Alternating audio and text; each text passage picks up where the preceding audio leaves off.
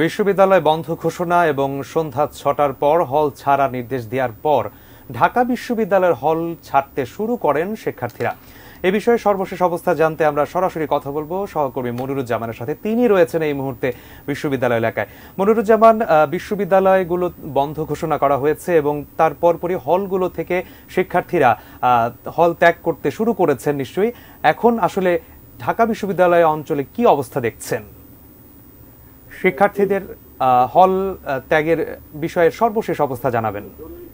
সিদ্ধান্ত নেওয়া হয় যে সন্ধ্যা ৬টার মধ্যে বিশ্ববিদ্যালয়ের হল থেকে শিক্ষার্থীদের হল ছাড়ার যে নির্দেশনা দেওয়া হয়, পাশাপাশি বিশ্ববিদ্যালয়ের কার্যক্রম বন্ধ ঘোষণা করা হয়। তার প্রেক্ষিতে আমরা দেখেছি যে ৫টার কিছু পর থেকেই ঢাকা বিশ্ববিদ্যালয়ের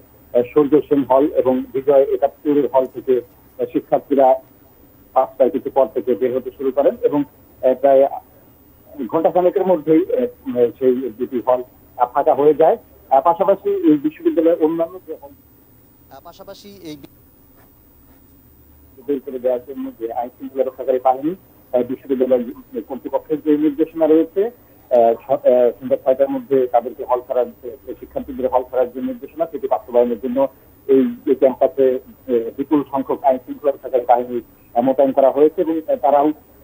শিক্ষার্থীদের সহযোগিতা করছেন যাতে তারা নিরাপদে হল ছেড়ে যেতে পারেন। তবে যে দুটি হলের কথা বলছিলাম, এই দুটি হলে শিক্ষার্থীরা স্বেচ্ছায় তারা তাদের মতো করে বের হয়ে গেছেন, কিন্তু পাশাপাশি আরো এই বিশ্ববিদ্যালয়ে আরো যে হলগুলো রয়েছে সেসব হলে আমরা দেখেছি যে সেখান থেকে কিন্তু শিক্ষার্থীরা বের হতে না চাওয়ায় সেখানে পুলিশের পক্ষ থেকে সাউন্ড গ্রেনেড সহ অন্যান্য যে পুলিশ যে অভিযান রয়েছে, পুলিশ তাদেরকে সেই হল ছেড়ে গিয়ে বাধ্য করার যে প্রক্রিয়া সেটি পুলিশ এবং অন্যান্য আইন শৃঙ্খলা রক্ষাকারী বাহিনী যারা রয়েছে তারা চেষ্টা করে যাচ্ছেন যাতে পুরো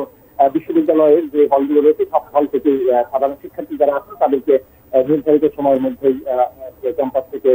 নিরাপদে অন্য স্থানে পাঠিয়ে দেওয়া যায়। সে লক্ষ্যেই এখানে আইন শৃঙ্খলা রক্ষাকারী বাহিনী কাজ করছে। আমি কি জানিয়ে রাখি, ৪টার দিকে এই বিশ্ববিদ্যালয়ের যে ভিসি চত্বর রয়েছে, ভিসি চত্বরে একটি গায়েবী জানাজা হয়, যেখানে কোটা সংস্কার দাবিতে আন্দোলন যারা নিহত হয়েছিলেন সেই নিহতদের উদ্দেশ্যে এখানে একটি গায়েবী জানাজা হয় এবং সেই জানাজার পর এখান থেকে কফিন মিছিল নিয়ে শিক্ষার্থীরা যখন টিএসসির দিকে যাওয়া শুরু করে সেখানে কিন্তু পুলিশে বাধার মুখে পরে সেখানে শিক্ষার্থীদের সাথে পুলিশের কয়েক দফা সংঘর্ষ হয় এবং পুলিশ তাদেরকে নিবৃত্ত করতে টিয়ার সেল সহ সাউন্ড গ্রেনেড নিক্ষেপ করে এবং সেই পুলিশি অভিযানের এক পর্যায়ে এখানে আন্দোলনকারী যে শিক্ষার্থী যারা রয়েছেন তারা বিভিন্ন হলে ঢুকে যান এবং পরবর্তীতে আইন শৃঙ্খলা রক্ষাকারী বাহিনী সেসব হলের সামনে গিয়ে অবস্থান নেন এবং তারা সেই হলে থাকা শিক্ষার্থীদের আহ্বান করেন তারা যেন নির্ধারিত সময়ের মধ্যে তাদের সেই হল ছেড়ে দেয় এবং এর প্রেক্ষিতে আমরা দেখেছি কয়েকটি হল থেকে ছেড়ে শিক্ষার্থীরা হল ছেড়ে চলে গেছে, কিন্তু আরো অন্যান্য যে হল রয়েছে সেখানে বেশ কিছু হলে কিন্তু তারা